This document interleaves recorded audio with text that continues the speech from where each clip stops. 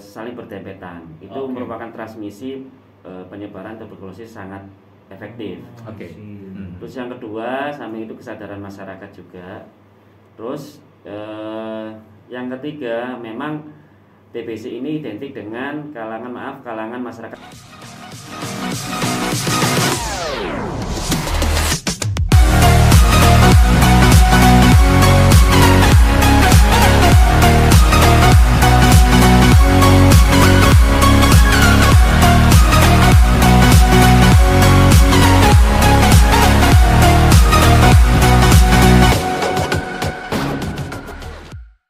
Oke, listener 902 FBFM. Sehat, Mas?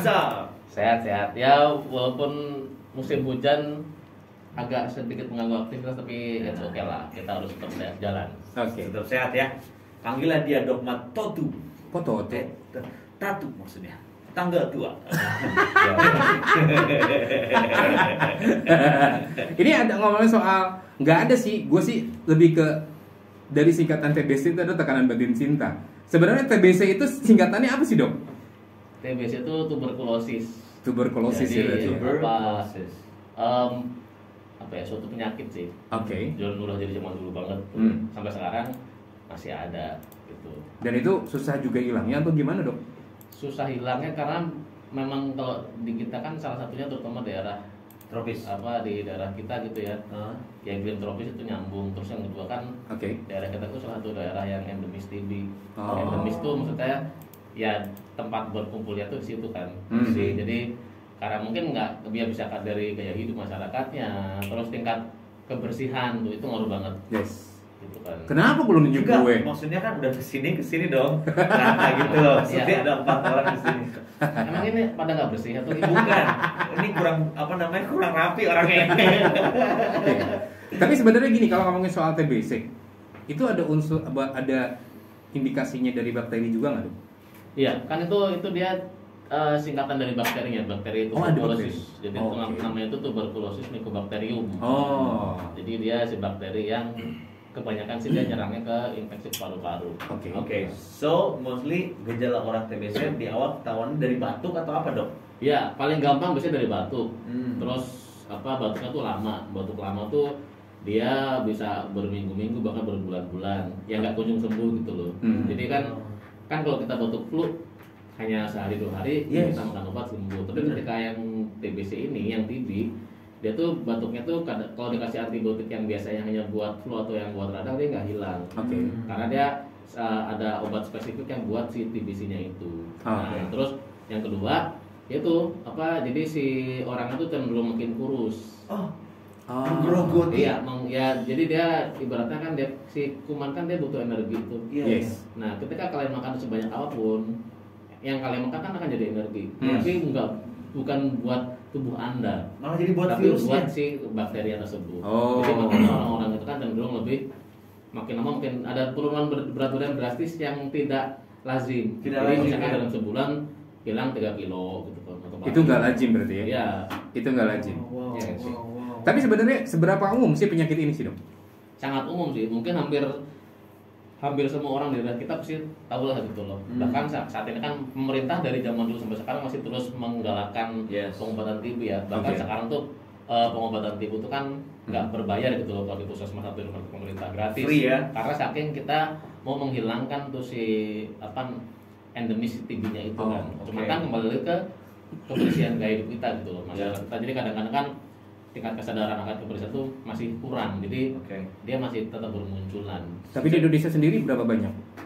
Cukup banyak sih di Indonesia, mungkin kalau dari zaman dulu sampai sekarang udah hampir puluhan juta kasus ya, tapi sembuh sih. Jadi prinsipnya gini, jadi ketika kalian tuh terdeteksi TB, terus kalian itu dapat di screening minimal di ronsen ya, atau dicek darah biasanya mah, nanti ada TB-nya diobatin, nah itu akan kalian bisa sembuh tuntas. Cuman yang jadi masalah saat ini adalah proses pengobatannya yang cukup lama itu bikin orang jadi jenuh. Makanya kan itu 6 bulan ya minimal, 6-9 bulan tergantung dari si sistem dia imun tubuh serta berat penyakit yang menyerang si tubuh dia itu, si TB-nya. Nah, kalau itu kadang-kadang tuh orang tuh suka malas makan karena kan itu obatnya banyak. Yes. Setiap hari harus dimakan. Mungkin kalian kalau makan tuh bisa 4-5 tablet sekali makan gitu loh. Enak pagi-pagi kan sebelum makan. Bayangkan kalian makan obat sebelum sarapan, bangun tidur, makan dulu obatnya, baru berapa waktu kemudian kalian sarapan. Itu everyday gitu kan, until 6 months. 6 months. Yes, 6 bulan. Bisa dibayangin. Iya, makanya jadi kejenuhannya dan nanti di belakangnya ketika ada obat-obat yang nggak tuntas akan ada resikonya.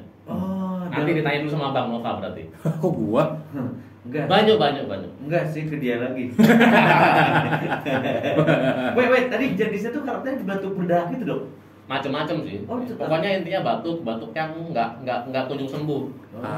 Jadi batuknya tuh berminggu-minggu, bahkan bisa berbulan-bulan, terus disertai dahak. Bahkan ketika sampai infeksinya sampai terlalu dalam gitu ya, sampai muncul komplikasi itu batuknya bisa berdarah, guys. Kan kalian suka pernah dengar kan orang batuk darah segala macam. Ya itu paling sering sih batuk darah kalau karena infeksi itu pasti karena TB tersebut.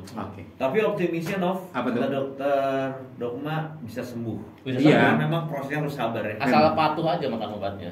Iya. Itu ada efek dari sesak nafas juga nggak sih, Dok? Sebenarnya gejalanya? Nah, nanti kalian itu si TB-nya itu menginfiltrasi ke paru-paru gitu kan. Terus dia bikin sekret atau bikin suatu lendir yang banyak karena infeksi tersebut. Jadi kuman kan tinggal di paru-paru tuh. Nah, terus kemudian kan mengisi rongga dari paru-paru kalian, cabang-cabang paru-parunya diisi, ya otomatis kan nanti kan akan timbul sesak nantinya. Biasanya itu kalau yang TB pas sesak itu sudah lumayan berat ya keadaannya. Jadi itu butuh pengobatan lebih intensif. Yes. Tapi itu kok maksudnya itu kan prosesnya tuh panjang. Itu biasanya yang begitu tuh orang udah minimal berapa bulan 6 bulan lebih tuh nggak diobatin. Kalau terdeteksi awal masih bisa sembuh kan lebih cepat ya. Kan kita masih punya imun. Setuju. Tapi sebenarnya di tahun sekarang ini peningkatannya itu naik apa turun ya, Dok ya, untuk di Indonesia sendiri? Di Indonesia saat ini lebih cenderung lebih menurun sih, karena kan pemerintah terus menggalakkan ya. Karena salah satu program pengobatan pemerintah tuh yang saat ini dikejar. Salah satunya adalah penyakit endemis itu kayak TB. Jadi di daerah-daerah yang endemis TB itu tuh memang pemerintah sangat support untuk pengobatannya. Bahkan ketika kalian datang ke puskesmas obatnya gratis, nggak bayar. Atau ke rumah sakit pemerintah obatnya gratis. Jadi yang penting asalkan kalian patuh gitu loh. Itu sih prinsipnya. Bisa sembuh tapi harus patuh makan obatnya, guys. Gitu. Jadi ini salah satu program pemerintah juga ya, Bro ya, berarti. Memang ya itu balik lagi sama individunya, bener nggak, Dok ya? Iya. Lu harus mau sembuh tapi lu juga harus punya kemauan gitu maksudnya. Terutama untuk ngebersihin lingkungan tadi ya, Dok. Karena terlalu banyak virus yang beredar, Bener. Ya guys, happy listeners, nanti kita balik lagi. Dan kita juga udah datangan Dr. Septa nih, happy listeners. Kita Halo, Dr. Septa, kita sapa dulu. Nanti kita balik lagi ya. Oke. Ya, Blazer masih di Happy Morning Show bersama Nova Natra Prawira. Sobat Nugra dan Dr. Septa. By the way, ini informasi aja buat kamu happy listener. Ada sekitar, ini menurut data WHO, itu 95% kasus tuberkulosis ini terjadi di negara berkembang. Bener nggak, Dok, itu, Dok? Yes, bener banget. Bener ya? Jadi memang kebanyakan tuh kan ini identiknya kenapa di negara berkembang? Karena kan memang proses ini kan kalau negara itu semakin maju sistem baik sistem pemerintahan terus sistem kesehatan itu sudah sangat rapi banget terus struktur jadi semuanya. Jadi mungkin kalau negara berkembang kan memang kita kan bertahap buat ke yang maju kan. Dan itu kan kita beberapa yang harus dibenahi, termasuk salah satunya adalah di kesehatan. Makanya lebih banyak karena kan semakin negara maju pasti taraf kesadaran masyarakatnya semakin tinggi tentang kesehatan terutama ya gitu kan. Walaupun merekanya mungkin lebih bebas, tapi mereka tuh semuanya sudah aware terhadap resiko-resiko yang akan timbul ketika mereka terdapat gangguan kesehatan gitu, guys. Makanya banyak negara berkembang. Jadi mereka lebih prepare gimana pencegahan dari awalnya. Termasuk ketika ada yang terjangkit, ternyata pengobatannya lebih canggih juga ya. Sistemnya sudah sangat tertata rapi sih, jadi cepat banget prosesnya gitu. Nah, Dokter Septa, sebenarnya kalau tanda-tanda dan gejalanya TBC ini seperti apa sih? Jadi kembali lagi saya tambahkan sebelumnya, kenapa di negara berkembang lebih banyak kasus TBC. Yang pertama karena penduduknya padat dan banyak pemukiman yang saling berdempetan. Itu merupakan transmisi penyebaran tuberkulosis sangat efektif. Terus yang kedua, samping itu kesadaran masyarakat juga. Terus yang ketiga, memang TBC ini identik dengan kalangan masyarakat menengah ke bawah. Ya, karena satu mungkin kurang gizi juga atau edukasi juga itu sangat berpengaruh sekali. Jadi negara berkembang yang banyak itu di India, negara kita Indonesia, atau sebagian besar di Afrika juga banyak, bahkan di negara Amerika Selatan, Brasil juga banyak. Zaman dahulu abad ke-16, sekitar abad 12, 14, 15 itu di Eropa itu TBC juga banyak di sana. Karena mungkin alur perdagangan bangsa Eropa dari dulu kan suka berlayar sehingga membawa penyakit ke benuanya sendiri. Begitu. Untuk gejala TBC sendiri memang paling awal itu pasien akan datang dengan keluhan batuk. Batuknya lebih dari 2 minggu kalau secara teoritis ya. Batuk lebih dari 2 minggu, kemudian disertai dahak, kadang-kadang dahak disertai bercak merah, kemudian ada penurunan berat badan yang sangat signifikan, dan disertai keluhnya itu keringat dingin malam, sampai kaos yang basah. Meskipun udaranya dingin, tapi dia keringat dingin malam. Jadi dari tanda-tanda yang disebut istilah kardinal gejala ini ada pada pasien TBC secara teoritis seperti itu, tapi tidak menutup kemungkinan banyak variasinya. Tapi yang jelas yang gejala pertama itu batuk lebih dari 2 minggu ya, itu pasti kita akan curiga ke arah TBC. Soalnya batuk 3 minggu ya. Kalau keringat malam tuh kadang kita beda ya. Beda. Karena emang push up ya. Enggak, beda. Khas banget. Beda guys. Iya. Itu keringat malam bukan TB itu. Itu adalah bagian dari exercise. Pinggang naik. Iya. Jadi keringat malam TBC itu khas banget, khas. Khas banget ya. Sangat khas ya. Dua itu tuh Keringatnya tuh maksudnya gimana ya dok ya? Apakah memang jam-jam tertentu atau memang bangun tidur atau setiap malam? Jadi setiap jam 8 sampai jam 12 itu keringat keluar banyak. Keluar banyak. Selalu di jam itu ya? Iya, selalu malam. Keringat malam sampai basah pakai kaosnya. Kita pasti indikasinya TBC ini. Apa sih tanda-tanda yang saya berikan tadi? Karena dia itu apa sih? Bakteri kan tidak di malam hari. Jadi makanya dia lebih jadi orangnya ya itu tadi salah satu yang bikin kurus tuh karena energinya terbuang tapi tidak masuk ke dalam tubuh. Berarti termasuk kehilangan nafsu makan juga dong ya? Iya, sama itu. Tanda penyakit infeksi temennya. Ini virus orang mau istirahat nih malah aktif ya. Lo nggak sih lo makan dari siang gizi lo sedot pas malam ibaratnya metabolisme lo jalan, ini sama virus dimakan. Benar. Kesel banget nggak sih dok? Coba. Kebayang ketika kalian sedang ada ritual-ritual malam hari terus ada virus TB-nya kan, ada kuman TB-nya kan, jadi energi kan akan habis 2 kali lipat guys. Oh my god, ritual yes. Ya, maksudnya gini kan ada orang yang kerja siang hari, dia baru bisa mungkin dia fitness atau dia olahraga di malam hari kan guys. Jadi ketika kalian olahraga malam hari, terus ada TB, kan double energi kalian terima. Itu mah. Dokter saya tuh belum tahu ya, dogma sekarang dogma ritual. Tapi gini dok, kalau gejala yang perlu kita waspadai banget gitu kan, selain yang tadi keringat malam, terus nafsu makan kurang, batuk gitu kan, itu yang lainnya apa gitu maksudnya yang harus diwaspadai? Yang harus diwaspadai memang itu batuk lebih dari 2 minggu dan penurunan berat badan. Itu yang harus kita waspadai. Itu ya, pakai ideal. Perlu dibedakan, ini batuk bukan bersin ya, beda dengan bersin. Ini batuk, benar batuk. Jadi batuk bukan sembarang batuk. Jadi batuk yang ada dahaknya di mulut. Ya, ada dahaknya, bukan bersin. Ya. Habisnya udah disedot sama si virus, si gizinya yang kita makan, terus nafsu makan hilang lagi gitu. Ya, nafsu makan hilang lagi. Jadi kalau misalkan udah ada gejala seperti itu, berarti kita harus langsung ke dokter. Ya, langsung ke dokter, kita periksa, kemudian biasanya kita lakukan ronsen. Itu. Ngeri loh. Ini sebenarnya kalau misalkan di apa namanya? Ditelusuri terus gitu kan ya. Iya. Dan ini sebenarnya penyebabnya ya itu tadi kan, ini penyakit penular berarti kan. Betul, menular sekali. Selain dari itu namanya apa ya? Droplet. Droplet. Itu selain droplet apa lagi dari sisi menularnya gitu? Paling banyak memang droplet. Kalau dari yang lain sih enggak ada. Droplet ya, benar-benar droplet gitu. Lu bayangin Nov, jadi dengan kepadatan penduduk yang begitu dekat tuh jarak rumah ya, betul. Makanya interaksi negara masyarakat berkembang juga. Itu interaksinya, itu yang memang susah sampai sekarang negara berkembang ibaratnya mengeliminasi kuman TBC, betul. Sampai penyuluhan tuh berkali-kali pada sudah dari dulu penyuluhan. Duh, ngeri loh ini. 2 tahun bro. Jadi buat happy listener juga nanti kalau yang mau tanya seputar TBC boleh deh. Kamu tinggal WhatsApp aja di 08953 9020 9020 dari sekarang ya. Boleh dong. Ini juga ada yang tanya-tanya nih dari siapa. Gua belum cek namanya siapa, tapi yang jelas sih kayaknya sih perempuan dong. Oh, Nanti kita balik lagi ya happy listeners ya. Banyak juga and also Nova Yes. Coba dong lu itu Neo. Up. Ya itu. Hey dude, you on man? Oke. Yes. Next, ini kita bakal buka WhatsApp juga nih happy listeners. Alright. Yang kamu pengen tanya-tanya juga. Oke. Termasuk namanya Yani. Hai Yani. Halo Yani. Asik. Hai kamu dong. Coba lagi dong. Hai Lagi dong. Halo Yani, how are you today? Why you are so cool, Doma? Anyway. Yeah. Coba Dr. Septa Hai Yani coba. Iya. Hai Tayani, Wih. kumang daman. Pasti ayahnya Yani ya. Iya. Maksudnya bapaknya gitu ya.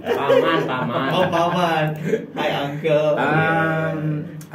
Mau tanya penularan TB itu dari droplet kan katanya droplet gitu kan. Yes. Bagaimana cara intensitas droplet, Dok?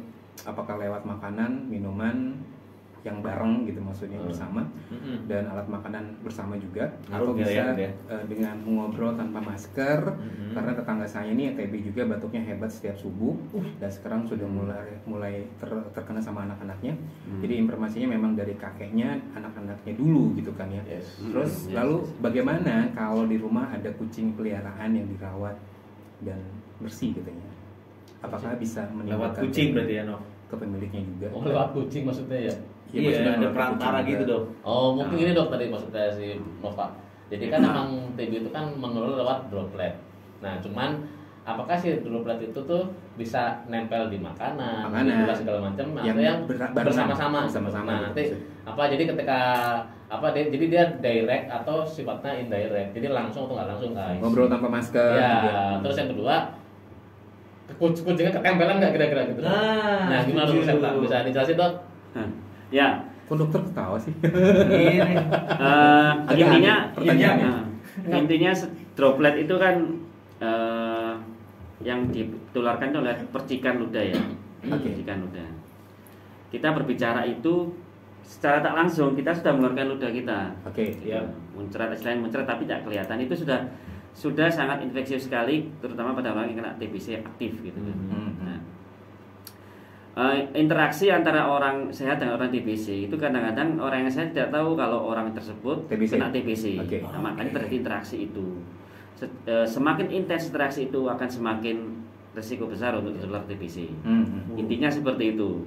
Adapun untuk makanan, untuk lewat makanan atau lewat minum apa alat makan. Ya alat makan. Memang ada beberapa studi sih secara tak langsung sih resikonya biasa-biasa aja, nggak sebesar kita berkontak langsung, tidak besar ngobrol gitu ya. Ya ngobrol itu. Berarti memang harus pakai masker dong. Intinya kalau orang dengan TBC sudah terbukti kadang-kadang kalau sudah terbukti dia ada gejala dia akan berobat kan ya. Itu selama 25 pengobatan pertama dia harus pakai masker. Masih aktif karena ini memisahkan diri kalau nggak pakai masker gitu.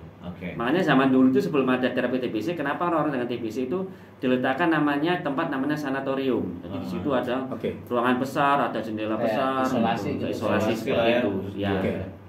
Terus ini lalu kalau bagaimana kalau misalkan di rumah ini ada kucing peliharaan itu? Kucing jadi perantara bisa nggak dok? Bisa nggak itu?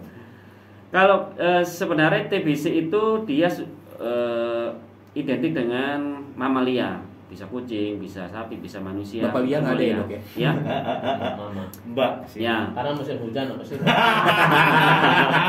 Jadi pada intinya paru-paru jenis mamalia ini sama. Jadi artinya kucing, sapi bisa kena TBC.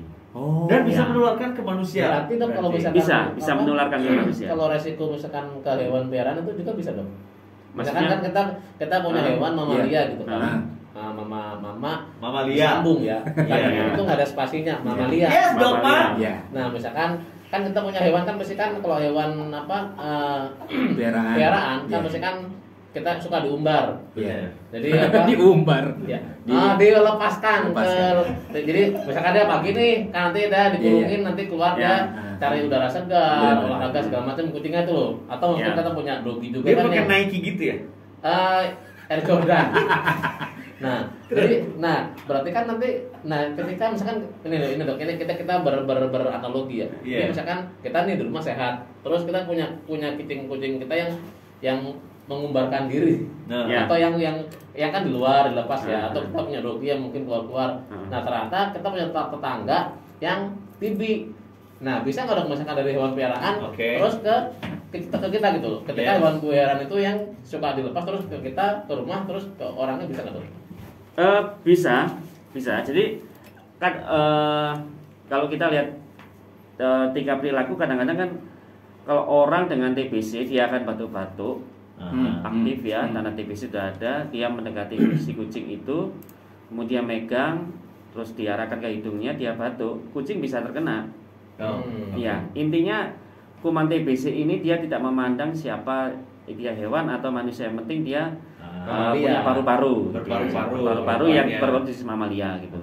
Tapi ada bercandaan yang kalau orang habis makan terus tiba-tiba, enggak, bekas gelas gue kok nggak TBC, gitu, suka ada bercanda gitu ya? Itu nggak berlaku berarti ya? Bisa mungkin, tapi kecil sih. Bisa, tapi kecil itu. Ya mirip-mirip kayak inilah, kayak COVID. Dropletnya kan sama ya, maksudnya prosesnya sama gitu. Oke. Soalnya ada kayak mama ya kan, mama lagi tadi ya. Mamaku suka, tapi bekas mamaku nggak apa-apa ya? Bekas mama sendiri lah ya?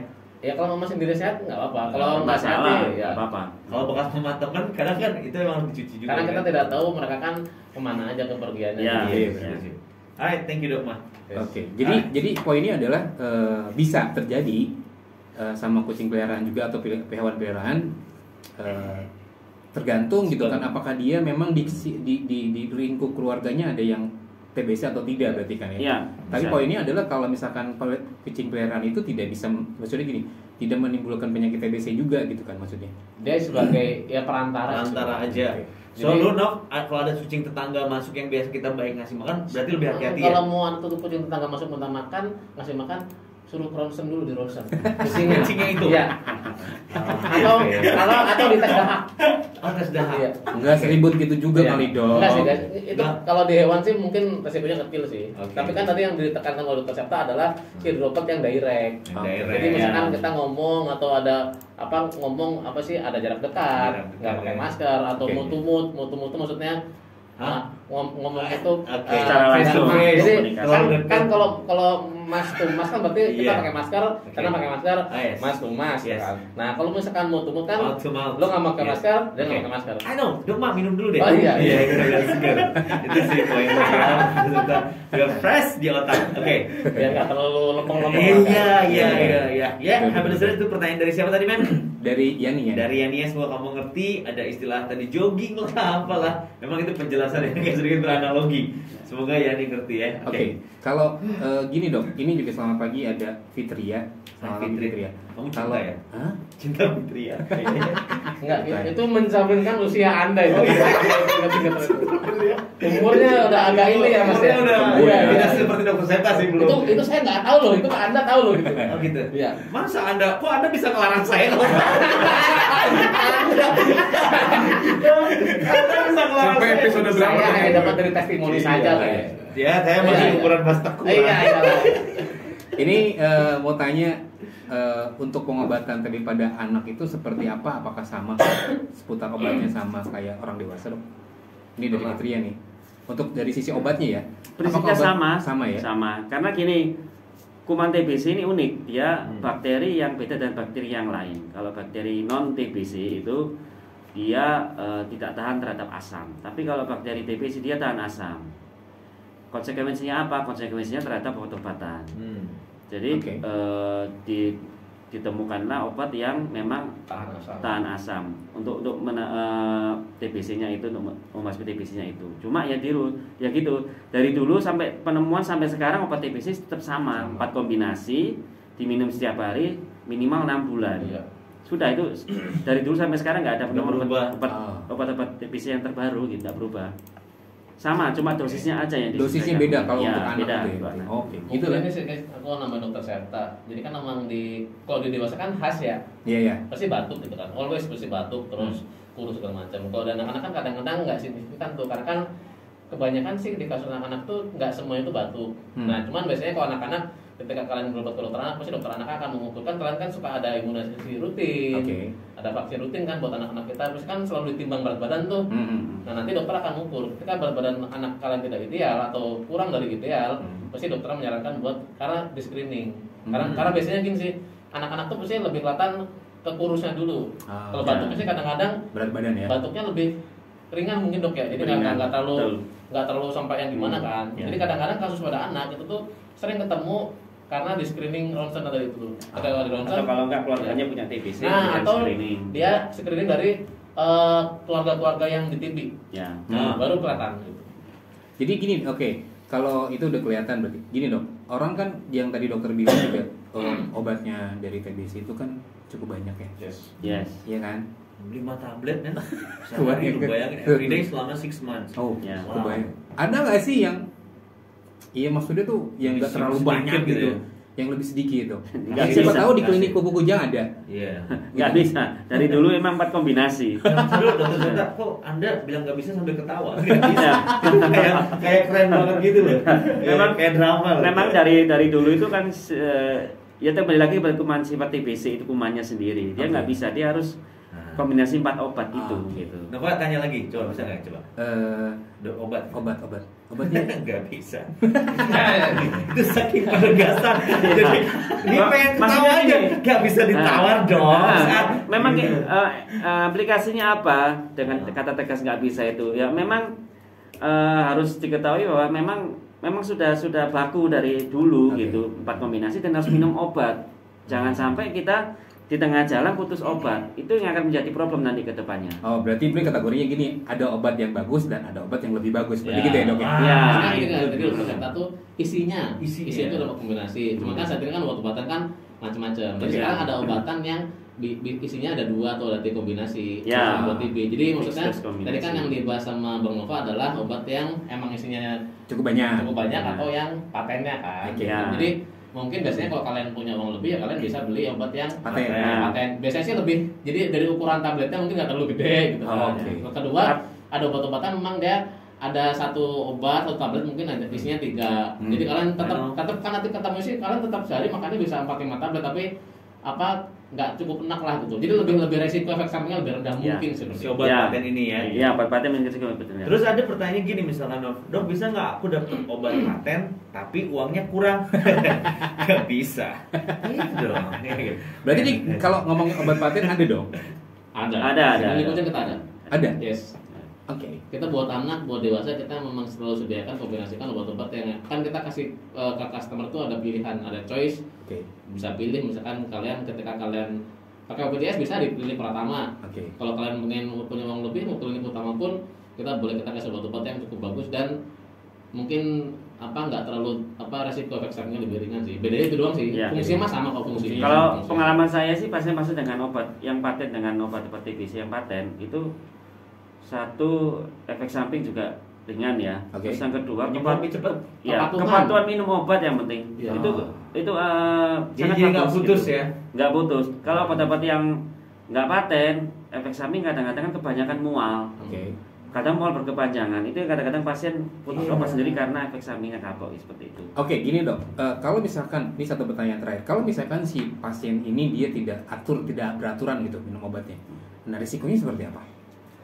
Resikonya yang pertama harus ngulang lagi dari awal. Ya. Terus yang kedua, kuman tersebut akan kebal obat. Ada mekanisme untuk kebal obat itu. Kalau sudah kebal obat, nanti pengobatan selanjutnya akan lebih susah. Terus yang kedua, jangan lupa kita mengobati TBC itu kita mengejar kerusakan paru-paru akibat kuman TBC ini. Seperti diketahui bahwa kuman TBC ini dia menghancurkan paru-paru itu kalau kita lihat keju dicairkan. Nah, seperti itu paru-paru itu. Jadi istilahnya namanya nekrosis gaseosa. Jadi gaseosa itu pengkejuan. Jadi kayak meleleh gitu kayak keju. Kalau sudah seperti itu paru-paru rusak, sudah nggak bisa kembali lagi. Itu yang yang terjadi banyak kasus-kasus seperti itu. Akhirnya pasien dalam paru-paru rusak berat ya meninggal kebanyakan seperti itu. Jadi sarannya untuk orang yang penderita TBC itu seperti apa, dokter? Sarannya satu, kalau sudah terjadi TBC, satu harus patuh minum obat. Itu penting sekali, minum obat. Terus yang kedua, banyak makan makanan yang bergizi.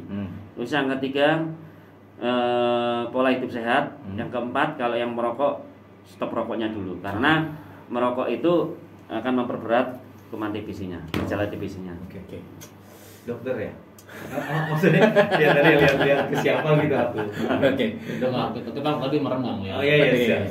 Oke. Jadi yang terakhir ini promo di Pupuk Kujang atau di klinik Pupuk Kujang ini apa, Dok, Mas?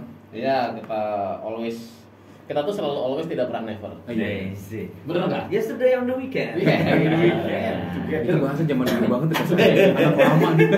Sekarang lagi muncul lagi. Gimana Dokter Septa? Berarti dengan tadi saya ngomong seperti itu terdeteksi umur gua berapa ya guys? Dok Pak, dia sekarang udah jangan usah ngomongin umur. Oh ya. Jadi kita memang kalau promosi, kita promo yang lalu kita tetap jalan. Kita ada diskon untuk perawatan gigi 50% guys, apapun itu. Mau scaling, mau apain, kita bisa, mau kita di klinik kita, kalian gigi kita bisa diwarnain, bisa di bleaching, atau di scaling pun bisa. Jadi kita always kita akan kasih sampai akhir tahun ini. Amin. Menjelang tahun baru kita diskon 50%. Terus ada beberapa perawatan yang kayak fisioterapi segala macam, kita juga akan kita diskon. Terus kemudian kan ini libur-libur sekolah nih. Kalau dari para happy listener semuanya misalkan punya anak-anak yang lagi libur, yang belum dihitan, boleh kita kasih sampai 50%. Itu bisa on the spot untuk kita yang home care, bisa ke klinik atau bisa home care. Oke, asik ya. Service excellent lah ya. Untuk informasinya kamu bisa telepon kemana tuh, Dok? Bisa telepon, nanti kalian buka gini klinik Pupuk Kujang, nanti di situ ada nomor teleponnya. Oke. Siap, Dokma always. Thank you ya Dokma ya. Dokter Septa terima kasih banyak loh, informasinya luar biasa banget. Terima kasih juga Yani yang sudah kasih komentar juga. Terus juga Fitria juga terima kasih juga. Oke, kita pamit dulu ya Ablisers ya. Ketemu lagi besok, and always feel happy. Goodbye, assalamualaikum.